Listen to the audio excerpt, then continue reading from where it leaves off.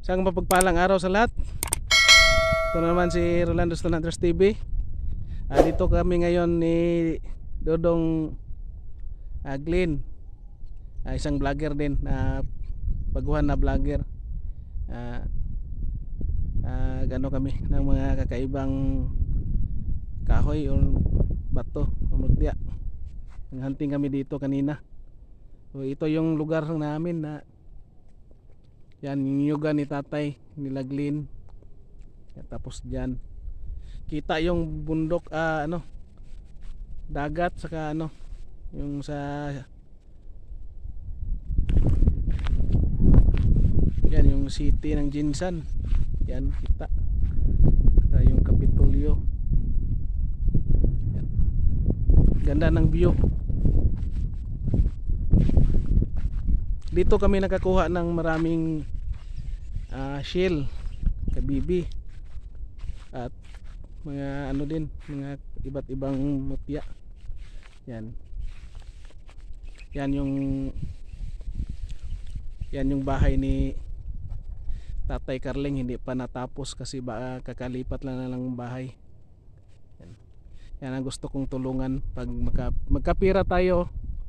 Yan ang gusto kong tulungan si tatay, paayos, madagdagan yung bahay niya. Isa din sa tatay mutya, mutya hunter, antingiro din. Yan, wala pang ni kantatay, wala pang dingding yung bahay niya. Kaya gusto ko kung magkapira man, yan nga, bigyan natin ng kahit konting tulong, maabutan ng tulong na madingdingan yung bahay. Yan.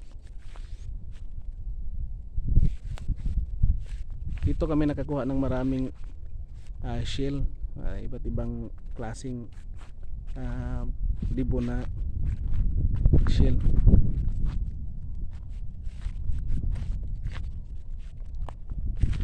Yan.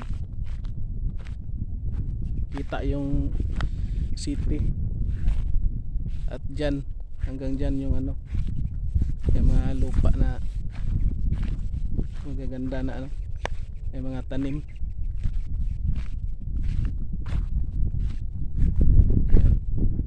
Makulimlim, parang umuulan ata. Yan.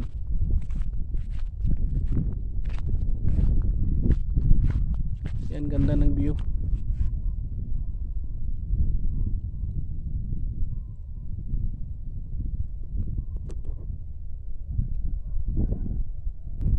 Yan, ganda ng view sa baba.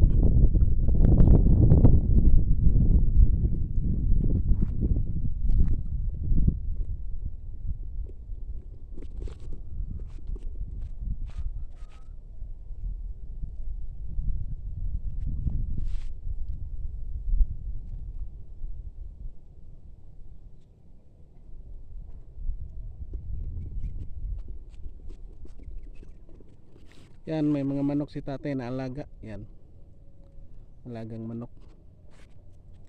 Yan, may mga alaga si tatay na manok, mga native na manok. Yan, ang ganda sa farm, may mga manok. Kapag walang ulam, pwede ibenta, bili ng isda or katayin na lang yung manok para may ulam. Yan.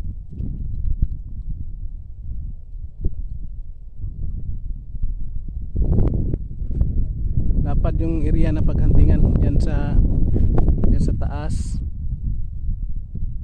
Yan, may yan sa marami diyan na mga kabibi diyan sa taas kasi may creek diyan.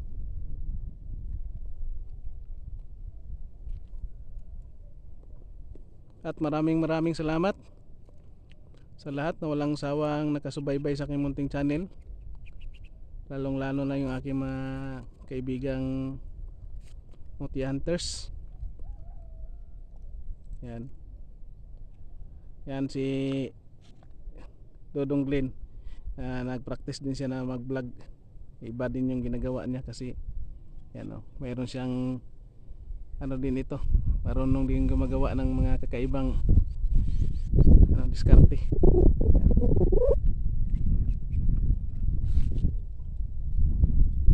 dito sa bundok pag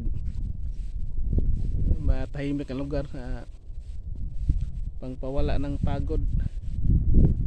Kasi mahangin, tapos tahimik ang lugar. At maraming salamat. Sana ay gabayan tayo palagi ng Panginoong Diyos at bigyan ng maraming blessings at ilayo sa mga hindi magandang pangyayari.